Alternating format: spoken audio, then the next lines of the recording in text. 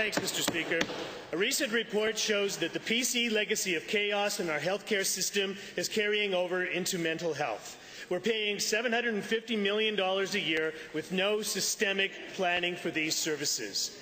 The Gap Map, authored by Dr. Cam Wild, makes several key conclusions, including that existing services do not provide sufficient care to meet the needs of Alberta adults. The system is reactive and focused on acute care, and that there is no standardized way of referring to mental health services between Alberta Health Service zones, the government, and contracted agencies.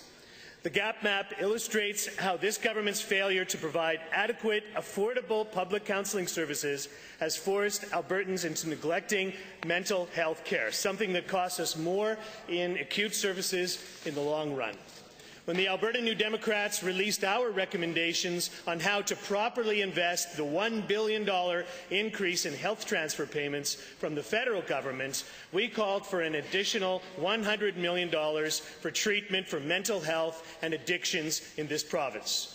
We believe by strategically organizing our mental health and addictions treatments and funding qualified counsellors within the public system, we can start to ensure that Albertans have access to long-term care treatment options for mental health that will improve the quality of life for all. But, Mr. Speaker, this PC government has shortchanged Alberta's healthcare system by $400 million in the 2014 budget and failed to invest in fixing the patchwork of services that currently make up our mental health services. Albertans who rely on these services deserve better, Mr. Speaker, than the mess that this PC government has created.